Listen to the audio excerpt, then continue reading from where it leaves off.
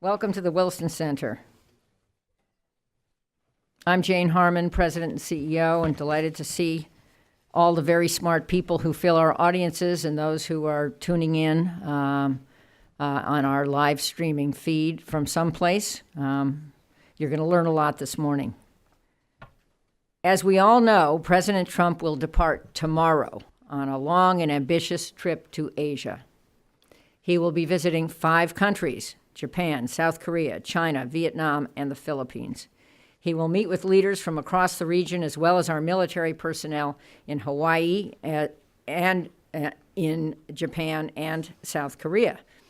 On this trip, President Trump will confront a host of critical issues facing the United States, including the future of our trade policy, an increasingly dangerous North Korea, and a risen China, our word, we used it a couple weeks ago, fresh off the very successful 19th Party Congress that was concluded week before last. The implications of a risen China were the subject of a day-long forum here featuring a broad range of our scholars with Henry Kissinger for lunch, interviewed by David Sanger, another of our scholars. Considering the tremendous importance of Asia for the United States, the stakes of the president's trip could not be higher. And to address these issues and look ahead at the challenges, we have joining us today a dear friend, Dr. Kurt Campbell, whom I'm sure you all know. He is currently chairman and CEO of the Asia Group, a strategic advisory and capital management group specializing in the Asia-Pacific region. He also serves as chairman of the Center for a New American Security, CNAS, and as non-resident fellow at Harvard's Belfer Center, and as a member of the Defense Policy Board at the Pentagon. He previously served, and many of us certainly interacted with him there, as Assistant Secretary of State for East Asia and the Pacific. And before that, I knew him as Executive Director of the Aspen Strategy Group. Welcome back, Kurt. Dr. Mira Rapp-Hooper is a senior research scholar in law at Yale, as well as a senior fellow at Yale's Paul Tsai China Center. She's a David Rockefeller Fellow, we call that a DR Fellow, of the Trilateral Commission, where I, by the way, serve on the Executive Committee of the North American piece. And she's an associate editor with the International Security Studies Forum and a senior editor at War on the Rocks. Walter Lohman is director of the Asia Studies Center at the Heritage Foundation. He focuses principally on Southeast Asia, but also broader Asia policy, including relations with America's allies in Japan, South Korea, and Australia. He's also an adjunct professor at Georgetown. He previously served as senior vice president and executive director of the U.S. ASEAN Business Council and was a senior professional congressional staffer advising Senator Jesse Helms when he was ranking Republican on the Foreign Relations Committee. Remember, there was a day when the Democrats were in charge of the Senate. And he was also a policy aide to the amazing Senator John McCain before that. Moderating today's discussion will be Abe Denmark, our newly minted director of our Asia program, whom most of you know. Our Asia program, by the way, is one of the oldest Asia programs in Washington. Abe previously served as Deputy Assistant Secretary of Defense for East Asia in the Pentagon and is fresh back from a trip to the region. Please welcome our very own Abe Denmark. Thank you. Thank you, Jane, for introducing us. And welcome, everybody, to this conference. I'm very happy that you're all here. Very thankful to our panelists for coming and agreeing to speak with us. Just a bit of a roadmap. I will ask each panelist to give a brief opening statement, followed by a conversation amongst the 4 of us, and then we'll open up to the audience for Q&A. I wanted to note this event is being streamed online on the Wilson Center website. We're using the hashtag Trump in Asia. It's on the signs on the side of the wall there.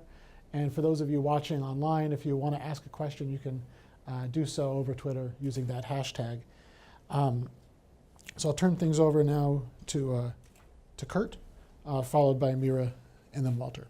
Great. Thank you, Abe, and thank you very much for convening this, and congratulations on your new position. And let me commend my friend, Jane Harmon, for really a terrific job here at the Wilson Center. I think its role as a bipartisan and nonpartisan convener and academic excellence is noted by all, and we really appreciate the chance to help set the scene for this important visit. Very much agree with both Jane and Abe of the importance of this visit. So I think one of the things that we share in this room is a profound interest. I see a lot of friends here in Asia. This is an incredibly important trip, one of the longest we've seen by an American president in our history. There's some question about it, whether it's the longest or nearly the longest. I'm sure the president will say it's the longest, but we'll see as it plays out. It's a terrific itinerary, I must say, and I think we have to, for those of us who've worked in a staffing capacity, I think we have to shout out props to our friend Matt Pottinger and Dina Powell, who are really responsible at the White House, and you have no idea how challenging with all the moving pieces, CEOs traveling, military officials, huge amount of logistics, what they have accomplished and what they've gotten the president to do on this trip in terms of the stops. Very important. Now, it's up to the president what he does with it, but the itinerary, the agenda, starting in Hawaii, which is really the base camp of American operations in Asia for decades, is inspired, the right thing to do, and then quick stops in succession in Japan, a couple of days, South Korea, China. Mira will talk more about China. Walter will talk about the next couple of stops in Vietnam and the Philippines. Most of the engagements will be about bilateral relations. I think the president has stated quite clearly, both in his actions and his approaches, he prefers those bilateral interactions. I think he's less interested in multilateral encounters. I think we've already heard he will not attend the East Asia Summit, maybe the first couple of minutes, and I think APEC will be a quick flyby, not a deep set of engagements. So focus your attention on the bilateral engagements, and at each stop, the president will have extensive time with the leaders of each of these countries more generally. I think what we've heard quite clearly from the White House and from others traveling with him, that the president intends really to focus on two things, like a laser. The first is North Korea, and he is seeking to raise North Korea to the level of the highest national importance. And he will make clear his determination to put pressure on the North Korean regime, both through trade actions and trying to restrict activities of North Korean actors outside of the country, diplomats and others. And I think he will burrow down on this in every capital. The place to really watch in terms of what the response will be on these issues are really South Korea and in China. But I think the president is determined on this. I think if there is any issue to watch for, it is the ultimate interpretation of what this pressure campaign means inside the U.S. government. For some, that is an end in and of itself, that it's pressure for pressure's sake, and then we'll see where that leads. I think others believe that pressure is a tool towards ultimate negotiations or some sort of engagement. I think what we've seen, at least publicly, is the president indicated that he is not interested at this time in negotiations, and that he is about putting pressure and about military preparation with respect to taking steps in North Korea to ensure our readiness across the board. And then the second issue really is bilateral trade imbalances. And here, I think he's got the region substantially on edge. He's traveling to the countries, many of them who have substantial trade imbalances with the United States, not just Japan and China, but also South Korea and Vietnam. I think he's going to be looking for remedy substantially. And these are hard things to effect. If you talk to an economist, they will give you a learned explanation why this is the wrong thing to focus on. That the Trump team is undeterred by this, and I think you're going to see very stiff pressure on specifics. I wouldn't be at all surprised to see a number of big deals announced in some of these stops. Also, maybe some investments from entities from each of these states in the United States, like maybe Pennsylvania, Ohio, Michigan, Wisconsin. I just picked states out of the hat there, but I think you might see that sort of approach. So I'm just going to say, Abe's asked me to say just a couple of quick words about the Japan stuff. Obviously, Prime Minister Abe, we have two leaders, President Xi in China and President Abe, who've just come out of each of their democratic process in Japan and a party process in China, empowering both leaders. Prime Minister Abe is now one of the most powerful prime ministers in modern Japan. He engages Trump around issues of common concern about a risen China, as Jane said, and also about provocations with respect to North Korea. I think what will be interesting is to see how much of those two issues take up of the bandwidth between these two leaders. It will be Prime Minister Abe's determination to focus on shared regional challenges, but spend less time talking about bilateral trade issues between the United States and Japan. And Prime Minister Abe has been very good at getting the administration to focus on those issues and less on the bilateral trade. But I think we see a growing impatience with Trump and others that they want Japan to settle in on some form of bilateral trade remedy or interactions or negotiations between the two sides that would replace any multilateral framework that the president doesn't like with respect to TPP. There will be some other visits and the like, but the primary focus will be on engagement between these two leaders and focus on the regional issues, but from the Japanese perspective, a hope that the president will not push too hard on specifics around a still expanding trade imbalance between the United States and Japan. Just a couple of last things before going on to Mira. What you would look for on this overall trip. I see my friend Stanley Roth in the audience. We've experienced this many times. So if you're working on a trip like this, there's a large contingent of American press that will go on the visit. And so you put your heart and soul in each one of these stops. And then you find when the president takes questions, none of the questions are around Asia. I would expect that to be largely the case here. Most of the questions will be about the big overhang on this trip, which is about the Russian investigations. And it will be difficult to escape that. And I think I wouldn't be at all surprised to see the staff and the president to exhibit frustration around those issues. That would be number one. Number two is whether this really strong team of the president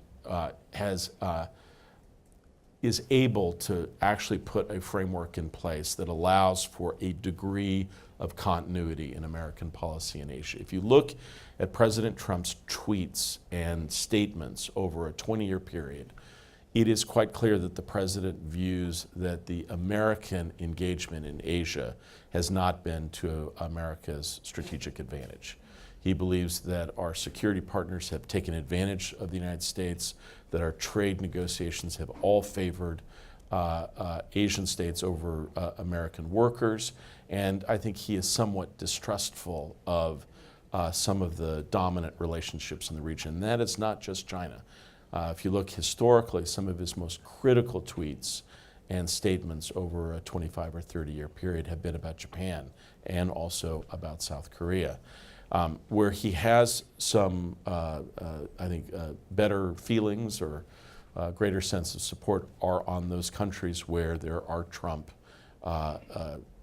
facilities and hotels in Southeast Asia. And again, others will talk about that more generally. So it'll be interesting to see whether the president talks more about a degree of continuity and American purpose in Asia, or whether it is mostly critical about how the United States has engaged in Asia more generally. That is number one. Number two, he's giving two big speeches. Are we going to see a vision on the way ahead on what the president really wants to accomplish in Asia going forward beyond this pressure on North Korea? And I think probably the jury is still out.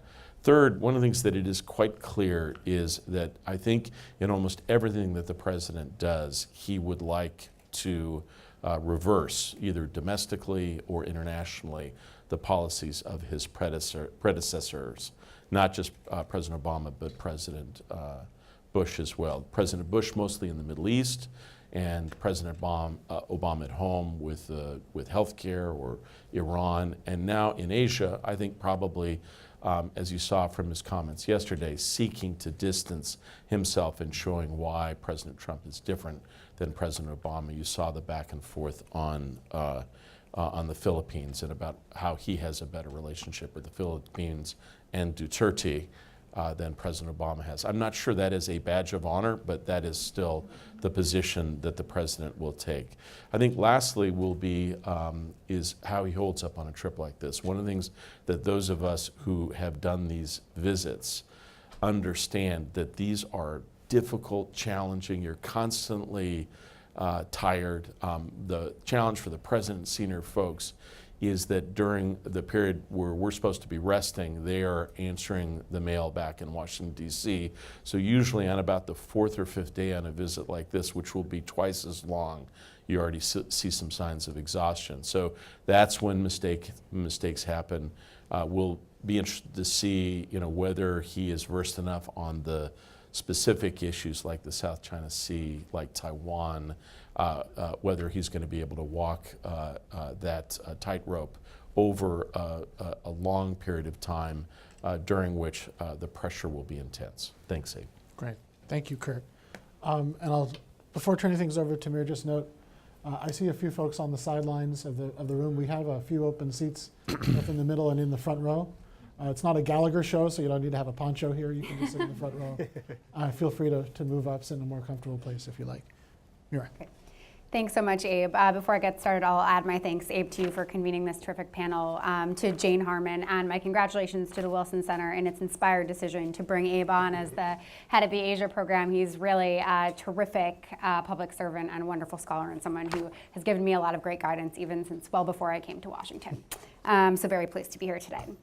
Abe has asked me to talk a little bit about the president's stop in China specifically, and what I'm going to argue today is that both from a policy perspective and a political perspective, Trump is going to land in China with some asymmetric disadvantages.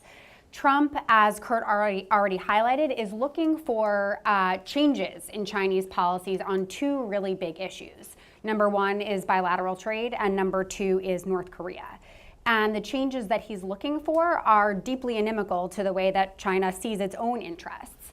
And as a result, the president is unlikely to get what he wants. Xi Jinping, for his own part, I will argue, basically wants the status quo and the ability and room to run with a set of advantageous circumstances and policies that he already sees as going his way.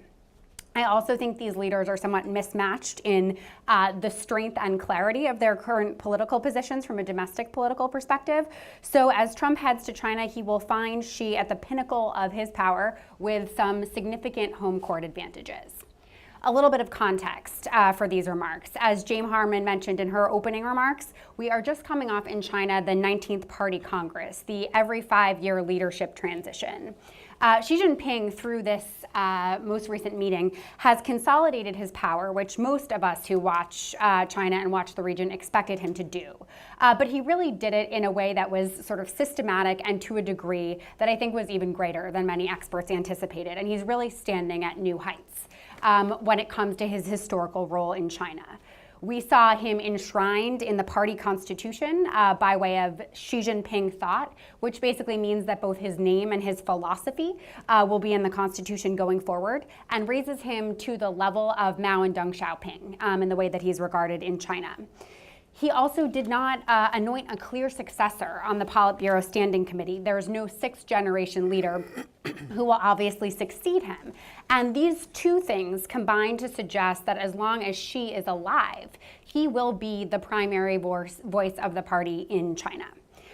Specifically on foreign policy, Xi gave a rather muscular speech during the 19th Party Congress in which he declared that China had indeed already become a great power and that it was time for the world to recognize that and for China to take its role center stage. So there's clearly a confidence that extends from his newly secure position and permeates into the foreign policy realm specifically.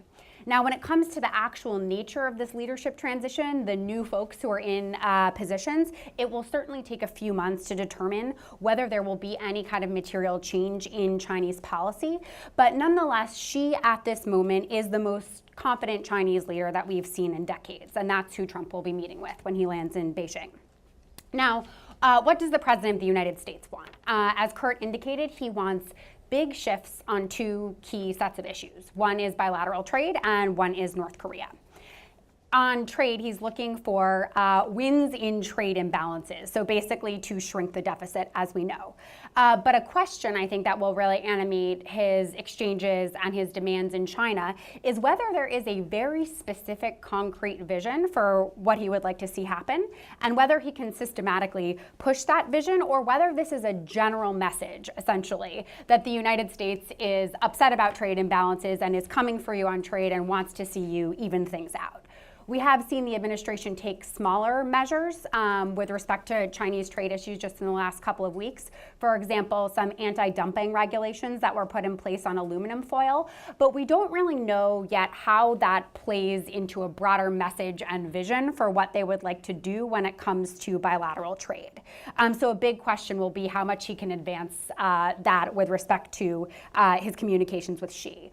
I think we'll probably see Xi and the Chinese try to assuage Trump's trade instincts by offering bilateral deals, by offering investment deals, as Kurt suggested, some Chinese investment in the United States, US investment in China. But I think we're probably unlikely to see movement of the type that Trump could really consider a win from China at this particular time.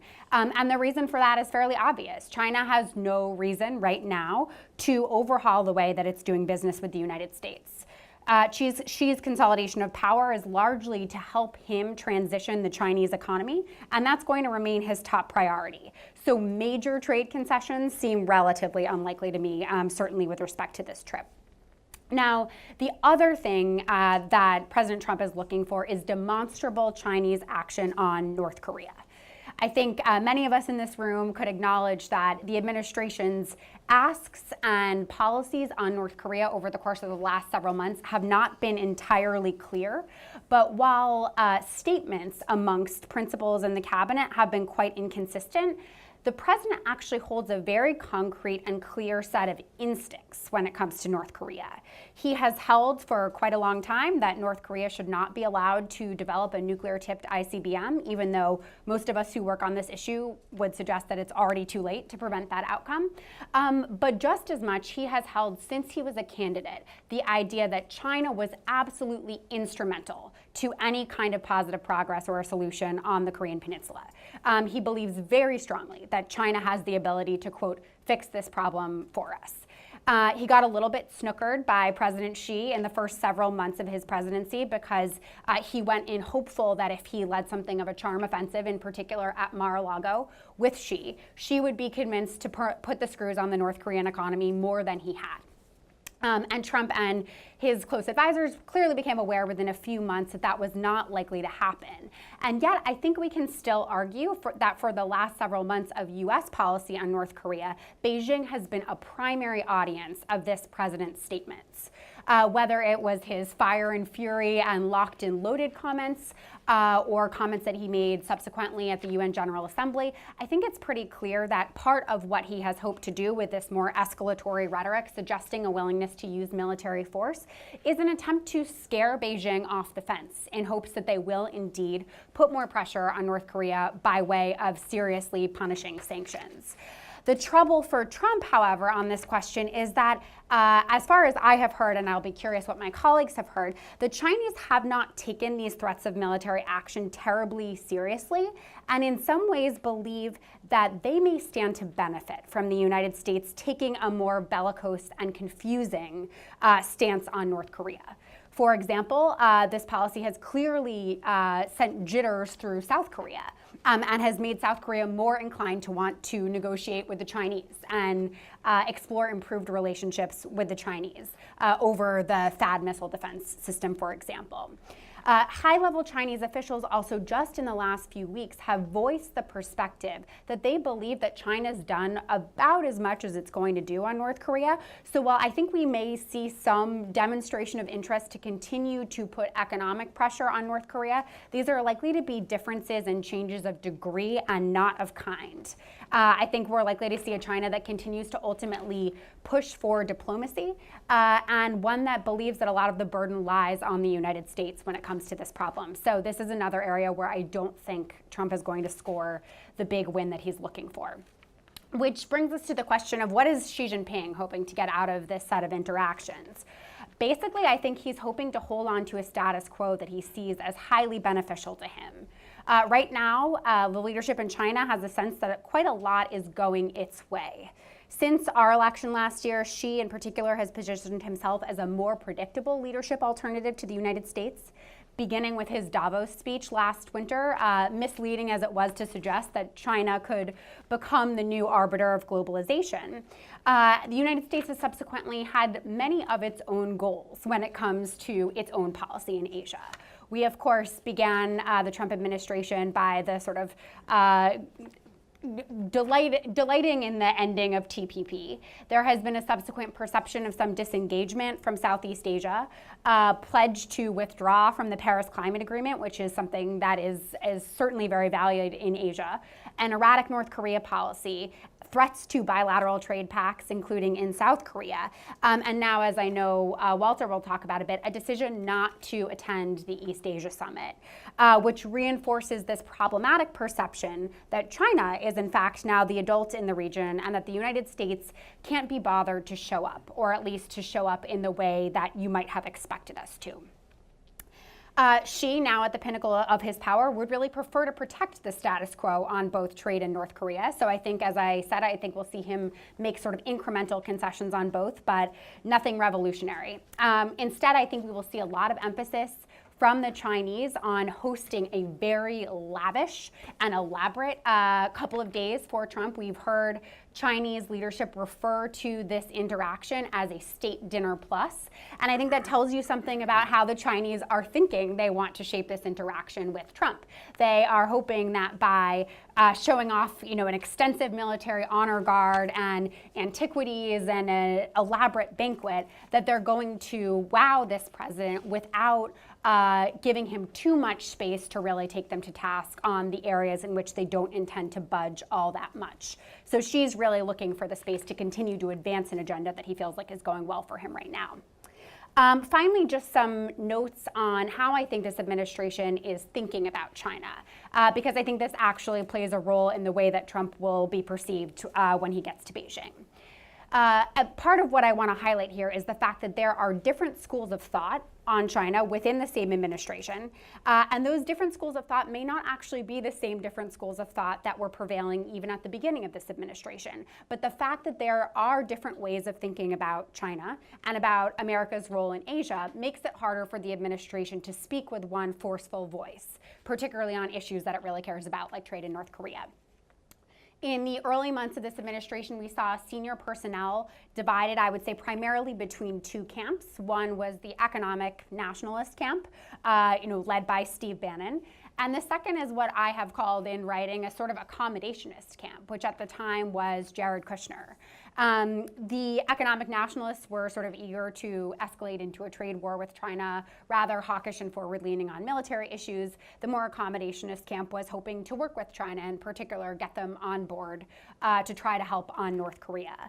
But now it seems that the different voices within this administration are largely divided, still between economic nationalists, but now share the stage with a more traditional outlook towards U.S. foreign policy in Asia. As Abe mentioned and Kurt mentioned, I think this is reflected in the very good, comprehensive itinerary that the staff of this administration put together for this trip.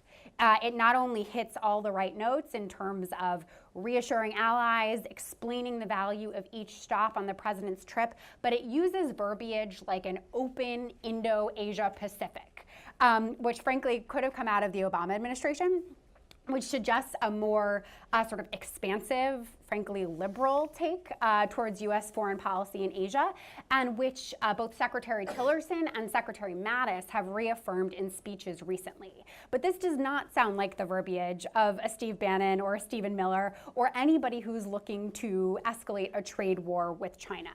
And this makes it difficult for both the Chinese and our allies and partners in Asia to know which is likely to be the prevailing set of messages that they meet. Additionally, I will note that since the 19th Party Congress, there has been more disparate communication still coming out of some top-level officials. So we saw John Kelly say to Laura Ingraham earlier this week that China was not a competitor, it was just another great power. We saw Pompeo praise Xi for his consolidation of power at the 19th Party Congress. And we actually saw the president do the same thing over Twitter. Lavish praise on the Chinese president for his ascent to these new heights. So 9 months in, I think it's very difficult for foreign interlocutors to know exactly what to expect from an American message, even on trade in North Korea, because the question of what our approach to China is and what our approach to Asia is really remains an open one with these unclear signals. And I think that, frankly, this is a place where China can exploit some advantages. Basically, in conclusion, this is an almost 2-week-long trip to Asia. The president will be touring the entire region, which would be taxing for anybody. Trump is playing an away game, and as Kurt mentioned, he is coming off of what would be a very difficult week with the revelations of Monday for any president. With Xi feeling maximally confident on his home turf and preferring to protect a status quo that's advantageous to China, it seems relatively unlikely to me that the U.S. president will be able to score any big wins. Excellent. Thank you, Mira. It's really excellent. Every time I speak with you, I always wonder how you have so much air in your lungs. You have so many ideas coming out of you. Just keeps coming. It's I just amazing. don't breathe. It's amazing.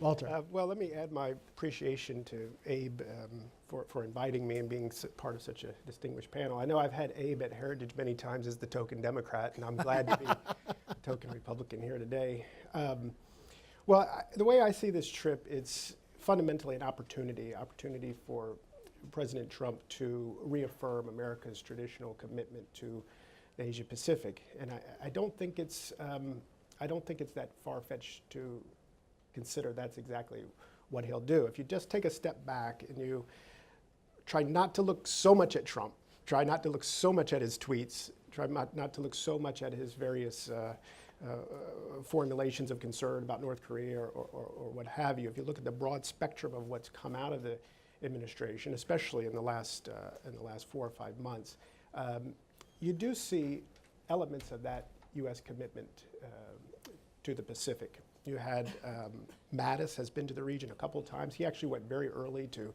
reassure Japan and Korea in particular that U.S. security commitments were firm, that we were concerned with North Korea also, and that we plan to stay by them in the case of any contingency there that required our presence and our fighting forces. You've had him Trump actually reconfirm U.S. one China policy in a very ultimately traditional way, American formulation of the 3 communiques plus support for the TRA and 6 assurances and that sort of thing. You had Vice President Pence go to the region. Tillerson has gone to the region. Tillerson has engaged also the ASEAN foreign ministers here in Washington as a group, which is some indication that somewhere along the line he understands the need to engage them as a whole and understands the interests and equities that they have in ASEAN. I think you have to look across all of his staff and kind of staff he has. His staff has, you're right, done a terrific job in making the logistics of this thing work and putting together a great schedule. But I think they've also had some impact on the statements that are coming out, and they'll have impact on the speeches that are given in South Korea and in Vietnam during his major appearances there. If you go back and look at some of the statements that came out from Trump's engagement of leaders, Abe, Moon, Prayut, any of these guys, Lee Hsien Loong, any of these leaders that came to Washington, if you look at the statements that actually came out, they're very conventional statements, not much different than you would have seen during the Obama administration. Now, I know that's largely because you have professionals that are tasked with that, and they're working it out themselves. And Donald Trump probably doesn't look at the statement, okay? But so what? It's still an expression of American policy. It's official, and I think it's something that you have to keep in. You have to keep in context. You have to slot that in with everything else, including the various statements that the president makes. So that sort of brings me to Southeast Asia in particular. I think you see a similar thing going on with Southeast Asia. I mentioned the visits that we've had from the 4 Southeast Asian leaders to Washington. Trump made a priority of that. In fact, called them all very early, invited them. You had the Prime Minister of Vietnam come to town. Another example where Trump seemed to hit it off well with a leader. Remarkably so, because I don't think Prime Minister Phuc is that easy a guy to engage. You know, he's not exactly conversant, let's say, in English and able to sit down and create a bond. But Trump seemed to do fine with that. His visit, I think, to the Philippines and Vietnam also demonstrate, strains of U.S. commitment to the region. Philippines being a treaty ally, of course, and a place where the United States has a long history of involvement. And Vietnam, which is an emerging strategic partner for the U.S. and has been for more than 20 years now, there's a sense there that at some level he understands the importance of both of those elements. But I think it's also an indication that he at least appreciates or will tolerate a degree of multilateralism. He agreed to go to APEC very early in his administration, much earlier than I thought. I was hoping he would go, but I never thought he would agree to go so early. I think it was in April or so, it was before the Prime Minister came, actually, that he agreed that he would go to Vietnam to participate in APEC. So at some level, the administration understands the importance of APEC, its outward orientation, the fact that it brings the United States into the region as a partner, equal partner with both sides of the Pacific, et cetera. There's some economic implications too, and I can talk about that in a second. But I think it's also true in the Philippines. He did agree to go to participate in the ASEAN meetings in the Philippines. Without the ASEAN meetings there, he wouldn't be going to the Philippines, right? That was the pretext, that was the reason for him going. Now, we do have this issue that he's not going to the actual session of the EAS on Tuesday, the plenary session where you sit down with the leaders. But he is going to the US ASEAN Leadership Summit. He is going to be there with all 10 ASEAN leaders sitting around the table. If the measure of the success of one of these things is doing a long, boring ASEAN meeting, he's got one of those on the schedule. And he's going to be there for the various ceremonial things, which ASEAN does very well, 50th anniversary of ASEAN and that sort of thing. I think he will do some bilateral meetings around the edges of the EAS and maybe at APEC too. Not all with Southeast Asian leaders, but I think he will engage bilaterally in many of those places. So I think there's some hope there too for him to demonstrate a continuing support for U.S. involvement in Southeast Asia, for our alliances, but also for the multilateral framework there and ASEAN centrality. I don't know that he would call it ASEAN centrality, but that's what he's doing. And that's a legacy really of the Obama administration, which is an interesting twist on the sort of things that could come out of this trip. On the economic side of things,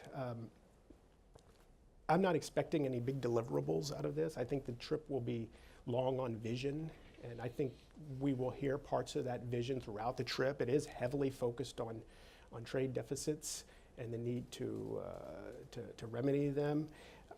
It's focused on this sort of America First policy of exports and our partners in the region buying more American things and us getting a fairer shake in the international system. I think you'll hear a lot of that informally. I think you'll hear that in his speeches too. So I think there, for me, a less hopeful note, I think he will actually double down on some of that for a couple reasons. One, I think the prospect of a FTA with Japan is almost zero at this point. I think the Japanese do us a good favor by pretending like it might be possible at some point along, because they don't want to completely say no.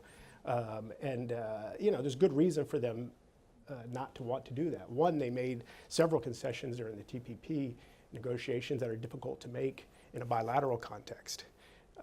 And they suspect that Trump will push for even more in a bilateral agreement, and they're absolutely right about that. He will. The other thing I think they've got to be watching is the scorched earth trade policy of Bob Lighthizer. If you're sitting in Tokyo, especially given Japanese sensitivities, but almost anyone, you really want to be a part of that? You really want to be a part of what's going on in NAFTA, what happened with Chorus, and that sort of thing? I don't think so. So I don't think the Japanese want any part of that. So the prospects for bilateral agreements, even though that's something that administration says that they want, I don't think really is on the table. The other reason I think the visit is sort of low on deliverables is I think the policy deliverables anyway. There'd be a focus on actual commercial deals. It's not for nothing that Ross is bringing a delegation of 40 or 50 CEOs. It's to make deals and sign things, and we don't know how those deals turn out in the end, but they will make great press, and those are the sort of things I think that Trump is looking for, and that's how he's geared on econ. I start optimistically on the political security side of things, and I do sincerely believe there's a lot we can work with there, and I think at the end of the day, things come out all right, especially on this trip, but more broadly. On the econ side,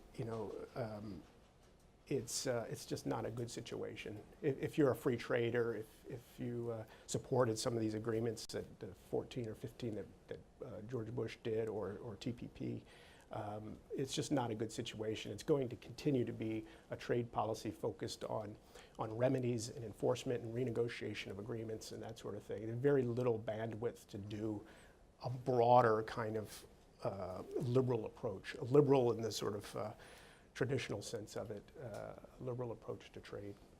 Let me leave it there. Terrific. Thank you, Walter. That was terrific. You're not a token Republican. I think you're a fantastic scholar, and I really appreciate that. The first question I wanted to ask before we open things up, one stop that we weren't able to focus on during the opening statements was President Trump's visit in Korea. That there's been a fairly rocky relationship between Trump and President Moon in the past few months, with Trump tweeting a few things and President Moon making statements publicly, I think just a few days ago, stating his opposition to American unilateralism, which has been fairly consistent, expressed concern for him, expressing, I found a remark by Charles de Gaulle that it reminded me of no annihilation without representation, wanting to make sure that Korea has a say in decisions about what happens with North Korea. I was wondering, any of you, really, if you could talk about the key dynamics you see in the visit to Moon, the visit with Moon, some of the top issues that you see, and how you expect this visit to turn out. I'll start, Abe. Thank you. And, great presentations. And on the Korea side, for those of us who were here when President Moon and his team came a few months ago, it is striking the cultural differences between this group of younger, many around him, Koreans who came up in a certain age, have a certain view about big business, about the United States, and President Trump and his team. And so I think from the outset, it has been a slightly awkward set of encounters. It will be interesting to see whether, for the sake of this visit, whether some of that can be papered over. I think the president's hope is some visuals that will demonstrate his strength and determination to face down North Korea. And I think you'll likely see a pretty full-throated speech in the National Assembly. I think the key here, which is fascinating, we often talk about how South Korea wants to ensure that any steps that the United States would take on the peninsula would have to be coordinated in advance. And again, the entire basis of our defense strategy and our defense commitment to North Korea has really been about defense and about responding to provocations. It's really not been about premeditated interdiction or premeditated strikes. That has not been the framework. on which American strategy has essentially been based in the Asia-Pacific region. And the worries in the past have always been that an overeager or suddenly nationalist South Korean military group or leader would seek to take steps in North Korea not well coordinated with the United States. And so as a result of that, the level of integration between U.S. forces and South Korean forces in South Korea is quite remarkable. And so it's very hard, it has been very hard in the past for South Korean military capabilities to think about, or the officers and leaders that represent them, any kind of action that could be undertaken without the role of the United States, right? And now the same is true, but it's the other way around. So where the United States has talked about being determined potentially to strike North Korea if they proceed down this course, that is more difficult to do without the engagement, dialogue, and support of South Koreans, because they provide the vast majority of certain capabilities, ground forces, a number of artillery, even air power in circumstance with respect to North Korea. And so it really forces us, sometimes uncomfortably, to cooperate in a situation like this. And so I would expect that during this visit, the President will be very firm and clear about his determination, if necessary, to strike North Korea. And I think that will cause the South Koreans to be anxious and wary. And of all the stops, the one stop where you're likely to see substantial numbers of demonstrators are in South Korea. Like Abe and others, I just got back from the region. Every leader, every country studies where have the trips gone well in the past and what can be emulated. We heard directly from Chinese interlocutors that the model, of course, is Saudi Arabia, that, you know, the pinnacle of democracy. And so the key is a huge amount of, you know, pomp and circumstance, a lot of you know, direct support and praise for the leader, and no signs of any kind of domestic disharmony or unhappiness with the visiting president. That will not be the case in South Korea. And that sets the context for perhaps some debate and discord during and after that trip. I'll just tack on a few additional thoughts to Kurt's remarks. The South Korea stop may be the one I'm the most interested to watch. This is the place, I think, where we have the biggest question of how much the trip itself will actually match the itinerary. So looking at the itinerary for the South Korea stop, the staff who've been working on this trip did a really brilliant job. As many of us will recall, one of the president's biggest critiques of both South Korea and Japan for the last 30 years has been the idea that they don't pay enough towards the alliance, despite the fact that, of course, South Korea and Japan are our biggest contributing allies, and that, in fact, both of these countries are cheaper places to base U.S. troops than even the U.S. homeland itself. But one of the main stops in South Korea is Camp Humphreys, part of a massive base realignment initiative in South Korea, for which the South Koreans are footing almost the entire bill. So this was a very inspired thing to have be a centerpiece of the trip. It will not only expose the president to the incredibly tight military coordination that takes place within USFK, but will demonstrate very practically how much the South Koreans pay their fair share. That said, the dynamics between Trump and Moon have not been good since the start of Moon's presidency. Because of the unusual dynamics that led Moon to come to power, there was this period of time in which South Korea was left without really a sitting president after Trump was inaugurated. And in that period of time, the US president was very critical of South Korea. It was in a Reuters interview in April before Moon was elected that Trump criticized THAAD and argued that South Korea should pay for it, and also first threatened to end the Chorus free trade deal. So when Moon came into office, he already was on the defensive with respect respect to the US president. But I would note that he's really in a double bind, not just because he's received antagonism at the hands of a more powerful ally, but because he himself actually genuinely is very progressive.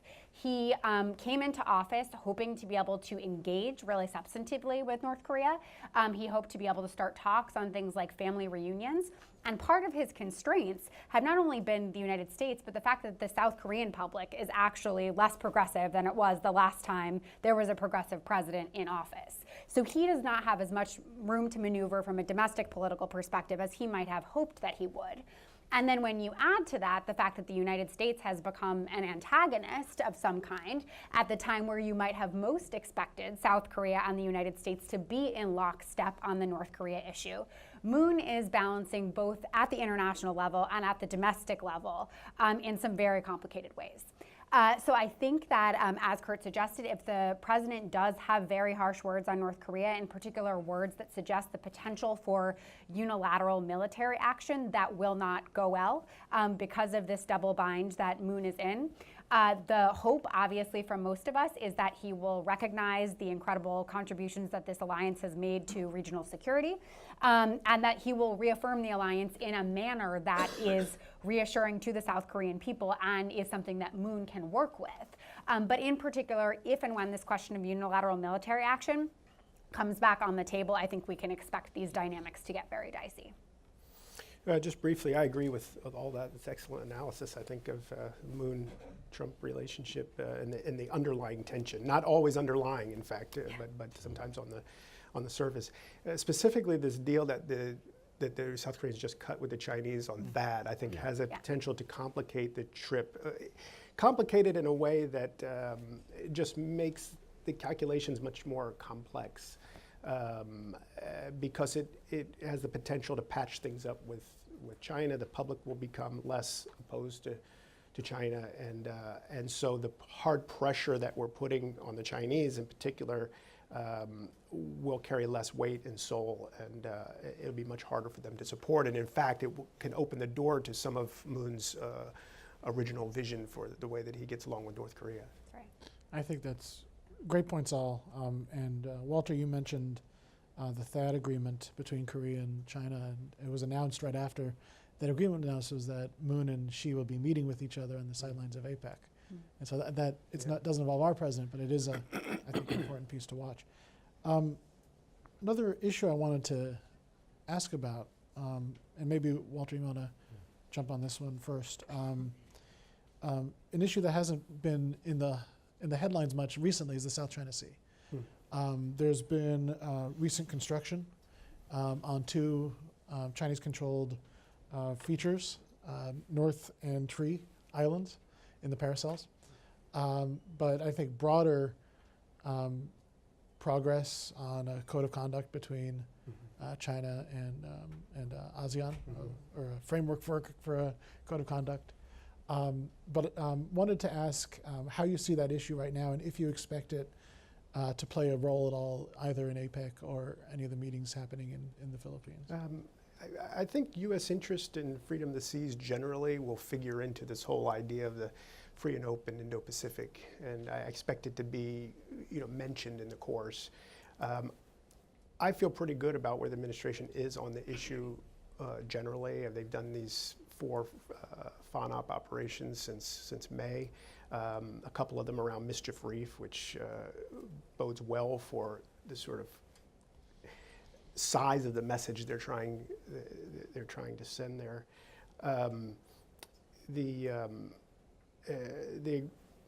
It's just, since you mentioned it, I think the framework for the conduct, what is it called, the Declaration of Conduct. I guess there's always these interim steps. The framework on the Declaration of the Conduct. It gets so confusing after a while.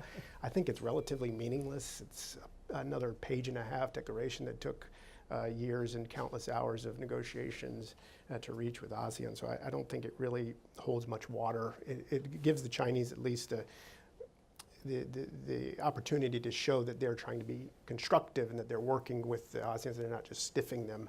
And it allows the ASEANs to stay on the same page regardless of the substance. And that's basically the substance of it. I'll just add to that the fact that I think, as much as we haven't seen the South China Sea be a prominent issue in this administration, a large part of the reason for that is dynamics in the region. We have now seen for over a year something that we might identify as a bit of a strategic pause in the South China Sea, which was largely precipitated by the fact that China and the Philippines began negotiations after the Permanent Court of Arbitration decision. And this very much suits China to keep up if it possibly can. So given the fact that Xi thinks he's in a relatively favorable position in the region right now and things are basically going his way, better for China to try to strike some kind of deal with the Philippines than to continue to militarize in a way that is exclusively provoking counterbalancing actions from other claimants in Southeast Asia. One caveat to that I will mention, however, something that I found very interesting out of the 19th Party Congress was for the first time we saw Xi Jinping claim his island building campaign in the Spratly Islands as a foreign policy victory for China. So this was something that we knew the whole time was of course directed from the top. There was no question that it had been, but it was not spoken about as an affirmative policy that the Chinese were pursuing to transform these 7 features. And yet it was claimed not only as a foreign policy victory, but a centerpiece of his previous 5 years. So we're seeing right now in the South China Sea, China that's very confident, not only in terms of its domestic political leadership and its broader role on the world stage, but in claiming the fact that it has transformed these islands and doesn't intend to sort of receive any pushback and believes it now can own what it sees as a huge victory in having done so. Let me say that what we haven't really talked as much about is the larger context with which this visit is taking place. Now, I would say in terms of kind of hegemonic power transitions, right? Asia gets it wrong a lot. Thought that the Soviets were on the march in the 80s and that Japan's economic power would inevitably turn into military power and they would swamp the region, and then that the period of American unilateral power would extend as far as the eye can see. So we have to recognize that their crystal ball has often been really not much more than conventional wisdom. But the conventional wisdom in Asia right now is that this is a period of dramatic Chinese advancement, right? Both at the level of state power and an integrated political military strategy and the use of economic tools specifically designed to assist the state, both in terms of economic coercion and also economic carrots as well. And that is contrasted with a view that there are profound questions in the United States that are marked not just by the President Trump and his team, but by the domestic politics in the United States that will lead to a degree of questioning and retrenchment, both on the trade side, but also questions about what are we out here for in the first place. And so across the region, strategists are concerned by the United States about what's happening in the United States. And in that environment, countries seek to readjust their stars on which they make their judgments of policy and perhaps skate a little bit closer to Beijing. That is the strategic context that the Trump team and the president confronts when he goes to Asia. Now, they may not want to acknowledge that or may not even believe it as they get on. It is incredible when you get on these airplanes and are part of this vast armada, thousands of people that travel. It's hard to imagine that there are any questions about American staying power and strength when you're traveling in the Air Force One bubble. But the question, nevertheless, is the case that this is the dynamic that they're confronting. And what's going to be interesting, and you hear it from my colleagues here, is not just the steps that the president takes, but what are the subtle things around the stage door left and right that China undertakes with respect to South Korea and Vietnam. I would expect that China has a specific answer to every one of these stops. Subtle in some cases and direct, like in China, in South Korea and others. Excellent comments. One last question I want to ask before we turn things over for audience Q&A. One topic that we haven't discussed yet that is not a specific stop for the president, but is an issue that we expect would be raised, at least indirectly, if not directly, in China, is Taiwan. I saw we have a lot of friends in the room from Taiwan, so I wanted to ask the three of you about where you see the relationship with Taiwan right now, the unofficial relationship with Taiwan right now, and how you think the issue will play, especially when President Trump meets with President Xi. I'll start to say a few things just quickly. So I mean, that to me, Abe, is an area where there are the biggest questions in this administration. Some very early statements and actions, calls and statements on the part of the president, but really since then, not as much in public. And I think questions about how the president and his team ultimately view the directional indicators across the Taiwan Strait. My sense is that beneath the surface, there is a lot of interaction, positive interaction between the United States and Taiwan, mostly on the security side. And I think that's good, and I think there's also congressional support for the maintenance of the framework of the 1979 Taiwan Relations Act. So I think that's very positive. I will also say that President Tsai Ing-wen has been the picture of a predictable, stable, responsible leader in Asia. And so she has said all the right things. She has been consistent in her determination to want a better relationship with Beijing, even with Beijing shutting every door on almost every occasion. And I hope she will continue to play that role of wanting to find areas of common cause with Beijing. I think it is incumbent on Americans to try to make clear to Beijing to take advantage of this opportunity, because in fact politics in Taiwan are changing, and that political movements are emerging in Taiwan that reject much of the framework of the past. So I think it's going to be interesting to see what the president has to say. And I think our hope, of course, is that he stays well clear of that previous language that would suggest, quite unfortunately, that somehow Taiwan is a chit on the great game board of Asia. That's completely unacceptable. Yeah, I will just tack onto that by noting that we will certainly expect Xi Jinping to give President Trump an earful on Taiwan and China's views on Taiwan.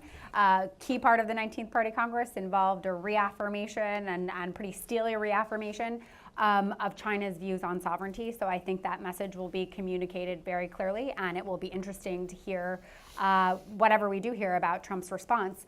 I think the different camps that I laid out in my opening remarks have different views on the role that Taiwan plays in U.S. foreign policy in Asia. I mentioned at first there was sort of a tension between the economic nationalists and the accommodationists, and now it feels more like maybe economic nationalists and foreign policy traditionalists. But I don't think we've seen a clearly articulated vision because of those competing messages, and we don't really have a sense of the place that Taiwan occupies within that vision as a result. I will note to the positive when it comes to Taiwan that we did hear just recently that Randy Shriver has been announced as the Assistant Secretary of Defense nominee.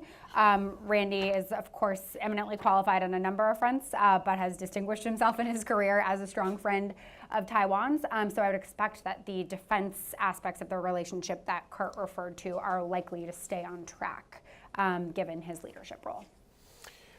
I feel pretty good about U.S.-Taiwan relations, I mean, in the context that we're dealing with. I mean, if you look at, the arms sales package that came through earlier this year, the deal that actually Obama left on the table when he left office, and if you do look at a lot of the contact that's going on behind the scenes, I think things are in pretty good shape. I also think that there are certain structural advantages that the Taiwanese have in Washington. You mentioned the support they have in Congress. There's only so far any president can go on China. And Jimmy Carter learned that himself, and that's how you got the Taiwan Relations Act in the first place. And I think any president now who would propose some sort of radical change to Taiwan's to Taiwan's detriment in our policy, would find himself blocked from doing that. Not that I think he's doing that. I'm just saying that there are structural supports here that are just baked into the way that he and his administration are already dealing with Taiwan. Could I just say on that, I very much respect that view, and I hope that that is right. I would say one of the questions that is changing in the United States is that there's not only the issue of whether the legislative branch is really the kind of check and balance on certain war issues in foreign policy, but to be honest, I would have thought there would be a lot of issues on which the Republican majority would raise their hand and say, you know, I have some questions about this.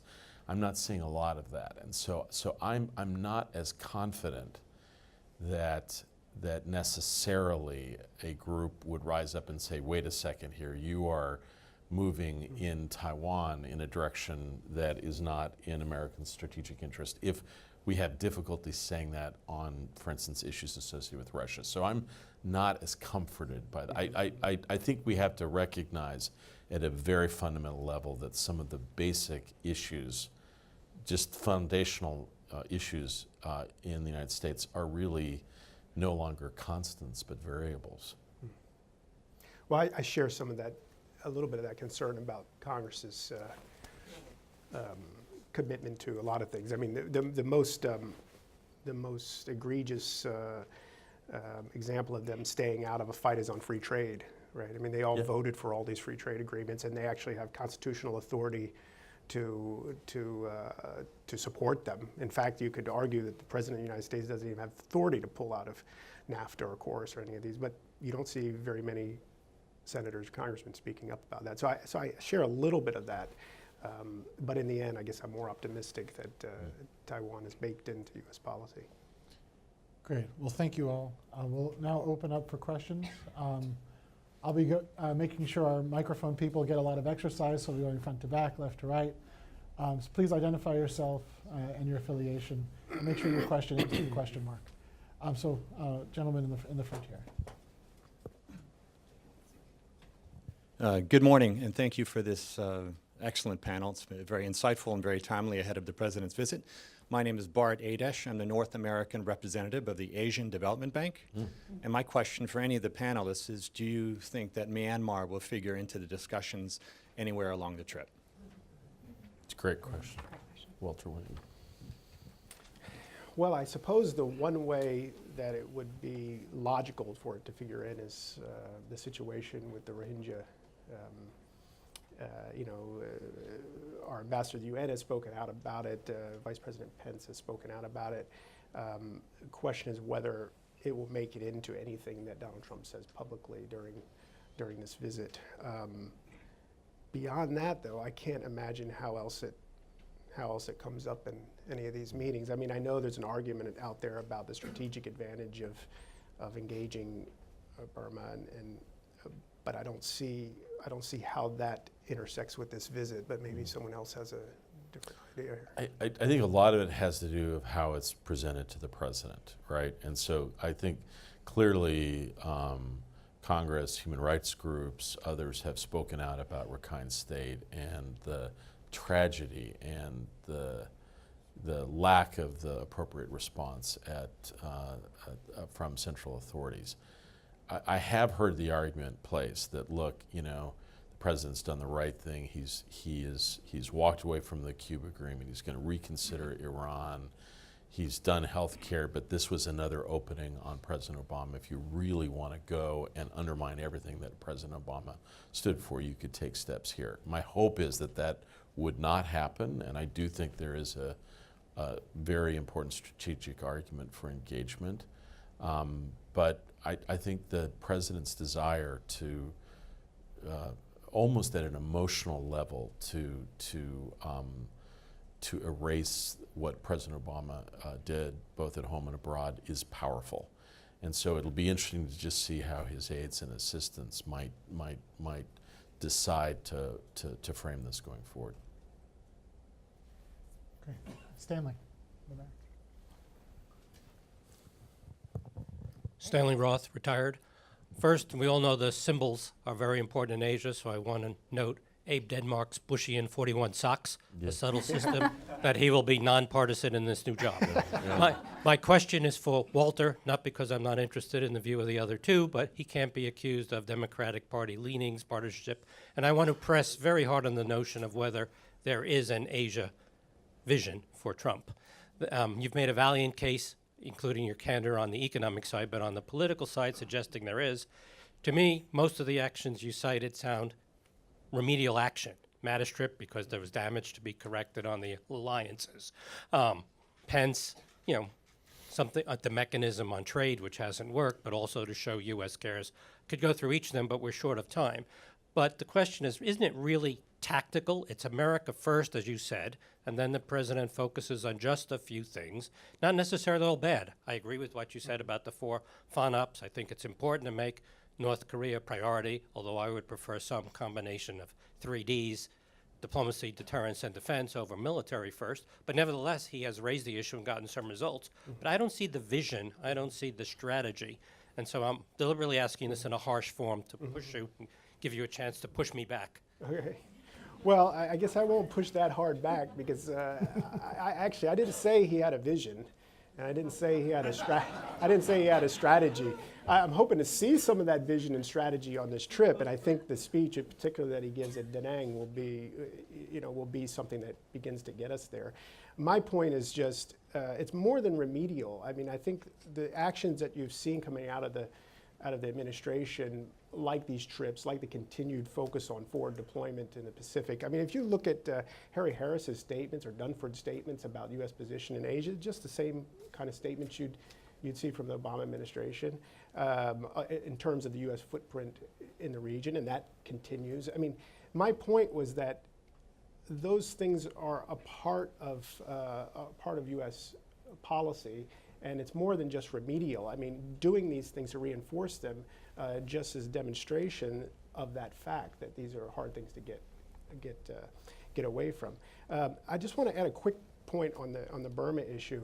I take the case that there are some who would like to see Trump overturn everything in the Obama administration, but there's a case also to be made that the Obama administration went too far too fast on Burma, and that pulling it back just a little bit, especially in terms of opening to the military, would be a good thing. I mean, the problem we face is that I'm not sure Trump is persuadable on those grounds. I'm not sure he's persuadable on the grounds that look what they're doing in Rakhine State. It's more of the same.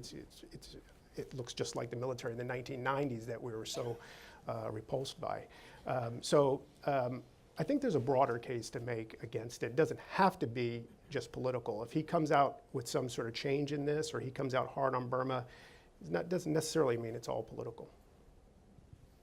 Can I just make one statement on this? I think, Stanley, I think the key here is how effective have the people around the president been. I think what Walter has, I think, very effectively conveyed is that many of these people have surrounded the president and have what we would call traditional views.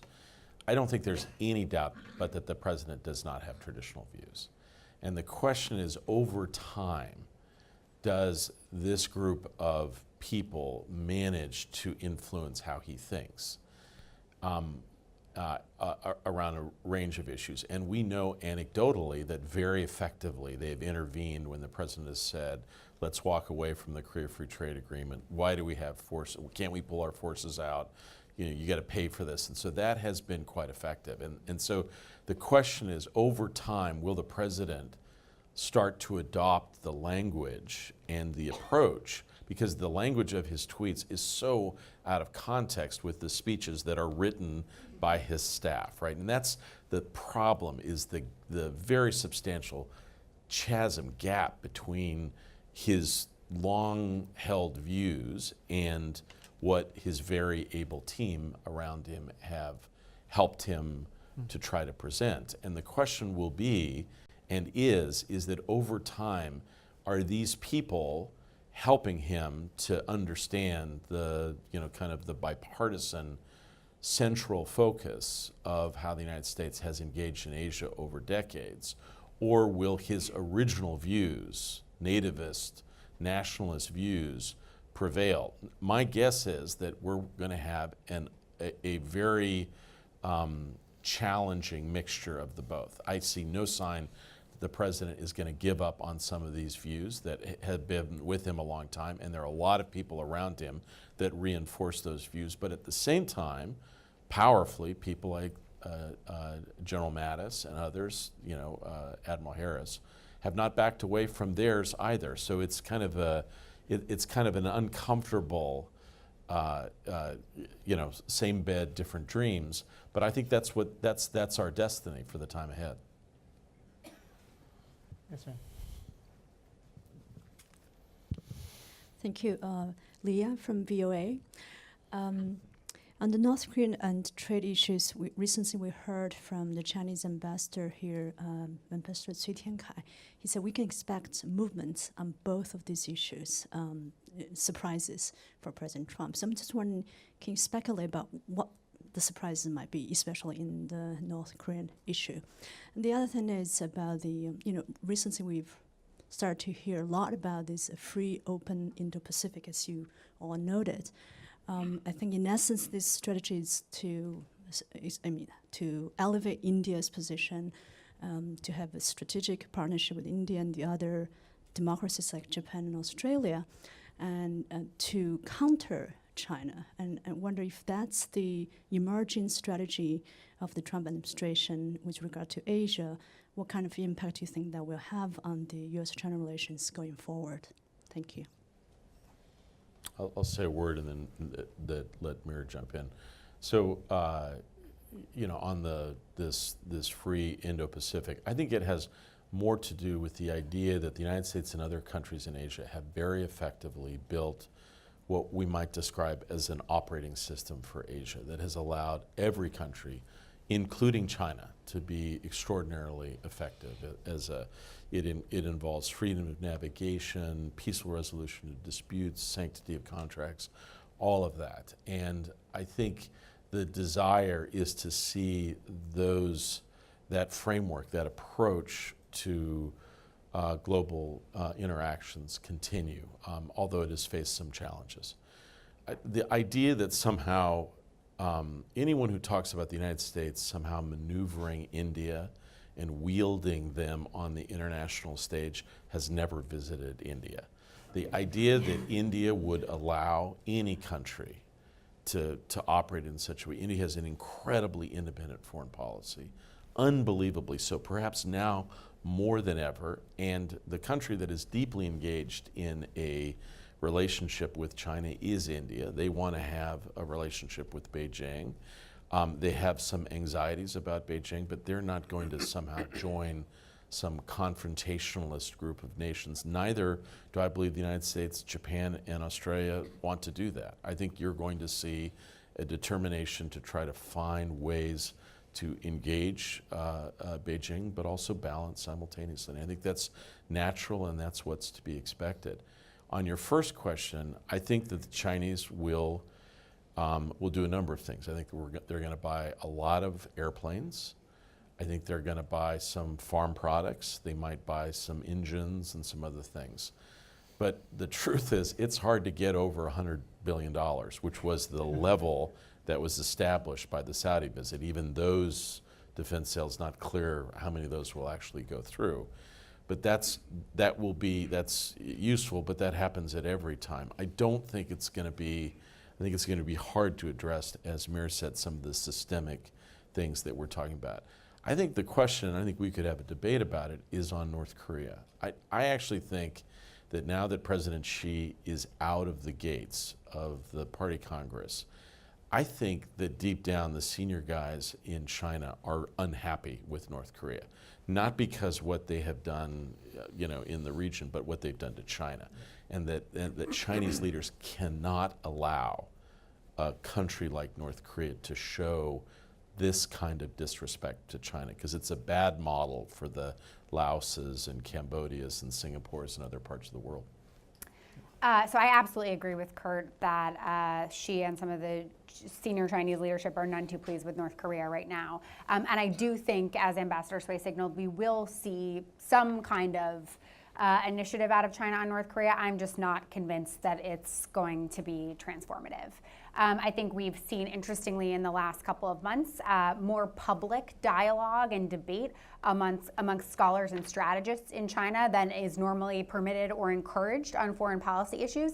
There has been a very vocal debate on, blogs, websites, et cetera, about the national interests of China that are implicated in the North Korea situation and how much more China should crack down. So I think this is evidence that the leadership sees an interest in having these debates play out, which is important. But I still think the bottom line is going to be that China prefers stability on the Korean Peninsula over some kind of forcible denuclearization. And that's going to mean what looks to us like incremental progress in terms of economic pressure and not something a whole lot more than that.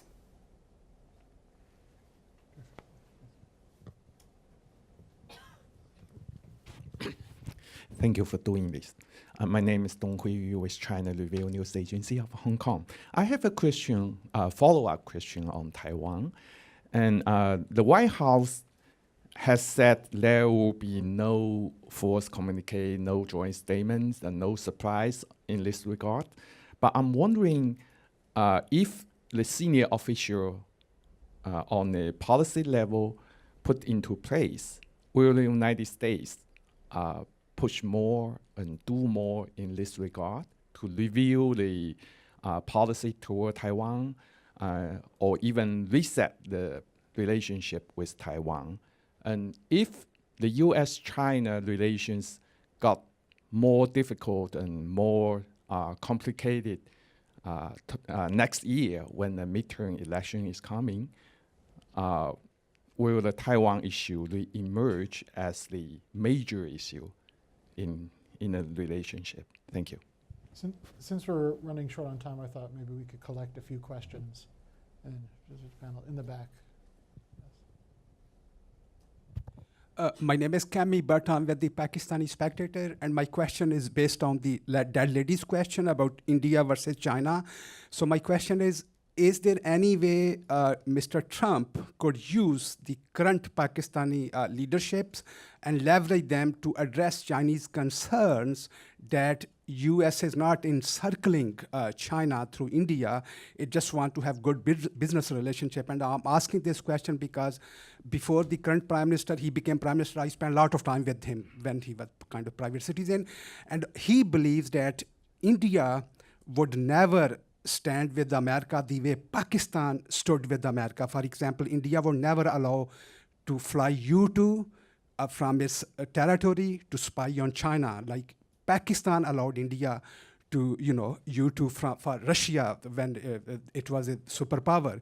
So he has very deep insight, current Pakistani Prime Minister, and he has developed certain loyalty, because he graduated from George Washington University. He spent more year in Washington than Mr. Trump did. So my question is do you think Trump could use his kind of affiliation, his name is Mr. Abbasi, Prime Minister's affiliation with the United States or with Washington, D.C., to leverage Pakistan? Pakistan, after all, play a role to bring China and America together when Nixon was president. So maybe Trump could use current Pakistani Prime Minister's insight and knowledge about that area and his affiliation with Washington to address Chinese concern that America is not encircling China. It just wants to have good relationship, trade relationship with India and good relationship with China because there is no point to confront China. Thanks. Thank you. And if we could get a third question from the lady next to you. Thank you. Rita Chen from the Central News Agency, Taiwan. My question is not about Taiwan, since Eb and Dong Hui asked already. First time ever. Stand by. Let's hold our chairs here. My first question is about the peninsula's issue. The South Korea government has promised China that there won't be more missile defense system that in the future. Do you think that United States get the heads up from the President Moon before his government signed this memorandum with the Chinese government?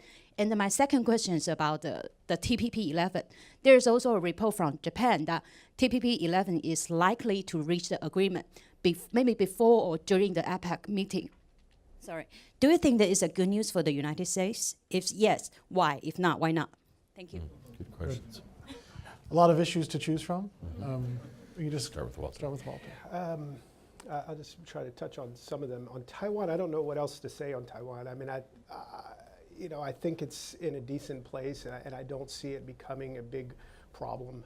The idea of a fourth communique just never goes away, and I don't know what prompts it, but there's always constantly these rumors of something, and I don't know what else, can put that to bed. If you have senior officials saying that it's not going to happen, and they say that every time it comes up, I think we can trust it's not going to happen. I just don't see it, and I don't see it I don't see the midterm elections having any impact on that. On the TPP 11, I think it would be a good thing, and it matters less whether it's a good thing for the United States. I mean, it will be a good thing if the Japanese manage to pull this off. I highly doubt they're talking about an agreement by APEC time. They probably have some sort of framework or some sort of agreement to reach agreement later. But that will be some progress, and I think that would be good. I think with regard to the U.S., it does lay the groundwork maybe for the U.S. to join at some future time. Not a part of the Trump administration. That is never happening under any circumstances, this term or the next term. But a future administration may agree to come back into a TPP type arrangement. And then on the Pakistan question, I think U.S.-Pakistan relations are a lost cause. Pakistan is about fighting the war in Afghanistan and about managing their nuclear weapons. And beyond that, there's really no strategic role for the U.S. in Pakistan. We have a burgeoning relationship with the Indians. That I agree, you have to be very careful with it. It's something that has grown over several administrations now, and that's really where this administration, and I would say future administrations, just like past administrations, are going to increasingly put their eggs.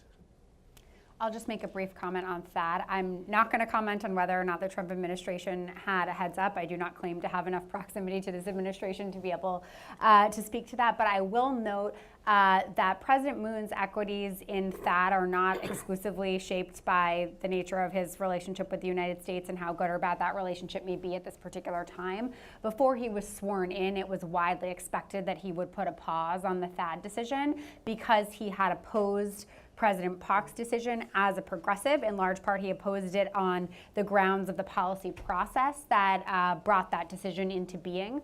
And exactly as Walter signaled in his earlier remarks, the engagement with the Chinese and the decision not to invest more in THAAD missile defense actually plays to instincts of his that have prevailed for quite a long time. So I wouldn't look at this as a simple avatar for the Trump-Moon relationship. I'll just a couple of quick, really good questions, and thank you for that. On the TPP 11, I find myself in a slightly different place than Walter, and I think he's probably more realistic than I am. I keep thinking that one of the advantages about having a president with perhaps not as deep an ideological reservoir is that with the right packaging that you could figure out a way forward. And so if TPP in the next couple of years became the Trump-Pacific Partnership, so I probably have a slightly different view than he does. I can imagine a situation where this becomes his idea and it's done better, and those that became for it did not have the vision that he did, and he got it done. That's my hope, at least, and I think that there is that possibility. And I'd be right. I'd be leading the cheering session and giving him full credit if that was the possibility. But I'm fearful, as I listen to Walter, that he's probably right. But I'm hopeful at the same time. And I think that's sort of the cognitive dissonance in these issues that we live with, not just on this, but on about everything else. On the issue of communique, I also agree with Walter. I don't see any real chance of that, and that's something that I think belongs probably to an earlier era, and I just don't see that as at all likely. I think the larger problem, though, is there are always debates in administrations about how you conduct China policy. They are, and if you don't have them, if your administration is uniformly kind of identified, it's probably that you're not asking the right questions. But I don't think we've ever seen ever the gap that exists in this administration. So for the first little while, you had probably the two most important advisors, not our friends that we've been talking about, who are now much more empowered in traditional positions at the National Security Council, but really Jared Kushner and Steve Bannon. And the irony that if these are your two closest advisors, you have Jared Kushner, who is, he's a charming, nice young guy, but is the most accommodationist, let's get along with China at all costs person I've ever spoken with. And Steve Bannon, who is the most hardline, let's get ready for war advisor on the other side. And so it's hard to imagine these two guys animating, kind of the strategic perspective of an administration. I'm not sure how they find a way to, kind of a workable philosophy that the president can implement. Well, thank you all. I think we're out of time. I wanted to thank you all for coming. This is a fantastic panel. Kurt, you said that you fear but hope in your passage. I think that's a great attitude for the trip more generally. Thank you all for coming. Thank you for terrific questions. Please join me in thanking the panel.